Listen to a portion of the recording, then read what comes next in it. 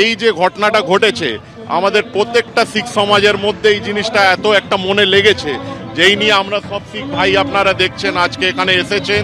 BJP মন্ত্রী দল থেকে গিয়ে ওদের ক্ষমা চাইলে শিখ সমাজ এবং যে আইপিএস অফিসার জসপ্রীত সিং জানার উপরে এই জিনিসটা ঘটনাটা ঘটেছে, ওনার সঙ্গে ক্ষমা চাইলে তখন আমাদের একটা আশ্বাসন হতে পারে কি হ্যাঁ কি আমরা একটা সিটিজেনশিপ যেটা আমরা এখানে বাস করি আমাদের উপরে একটা ভরসা হতে পারে।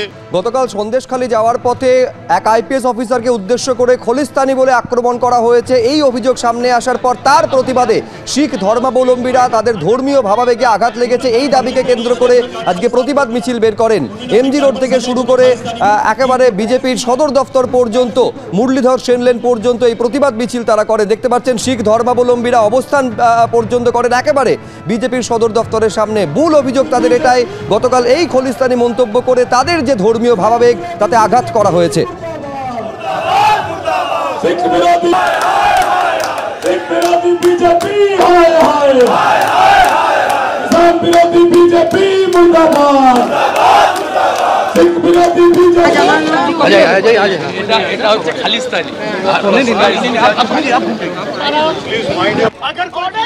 पगड़ी पहना है तो वो खालिस्तानी है।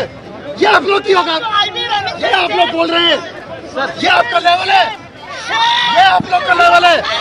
एक पुलिस ऑफिसर जिसने पगड़ी पहना है उसको आप खालिस्तानी बोल रहे हैं क्योंकि वो अपनी ड्यूटी कर रहा है। मैंने पगड़ी पहना तो आप मुझे खालिस्तानी बोलेंगे क्योंकि मैंने पगड़ी पहना है? ये आप लोग की हिम्मत है? पुलिस को आप पुलिस का दायित्व नहीं निभा रहे हैं। आप पुलिस का दायित्व नहीं निभा रहे। रिलीजन पे बोल रहा हूँ, आप मेरे रिलीजन कोई रिलीजन पर नहीं बोला है। बोला खालिस्तानी, कोई रिलीजन पर नहीं। आपके रिलीजन पे कुछ बोला किसी ने? मेरे रिलीजन पे क्यों बोला? आप पुलिस का दायित्व निभाइए।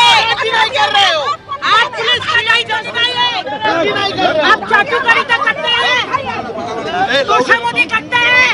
এই যে ঘটনাটা ঘটেছে আমাদের প্রত্যেকটা শিখ সমাজের মধ্যে এই জিনিসটা এত একটা মনে লেগেছে, যেই নিয়ে আমরা সব শিখ ভাই আপনারা দেখছেন আজকে এখানে এসেছেন।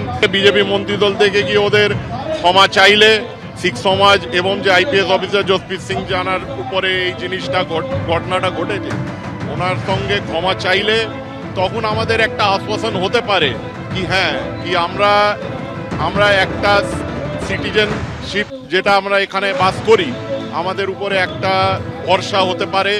আর সুপ্রিম সরকারকে প্রমাণ করতে হবে যে এই শব্দটা কোন বিজেপি নেতা সাংসদ বিধায়ক বলেছে। সুপ্রিম সরকার যেটা করেছে মমতার নির্দেশে করেছে, কারণ মমতা ব্যানার্জি আজকে সারাদিন উন্মাদ হয়ে গেছে। অ্যাম্বুলেন্স উদ্বোধনে বক্তৃতা দেননি। প্রথম কথা ডিভিশন বেঞ্চে ধাক্কা খেয়েছেন, মুখে কালি লেগেছে। তারপরে 11:50 থেকে যা আপনারা দেখিয়েছেন 3:30 পর্যন্ত উন্মাদ হয়ে যাওয়া যথেষ্ট। সেই কারণে তিনি প্রথমে অন্য নেতা নেত্রীদের সম্পর্কে অভিযোগ করেছেন, পরে সুপ্রিম সরকারকে দিয়ে করেছেন।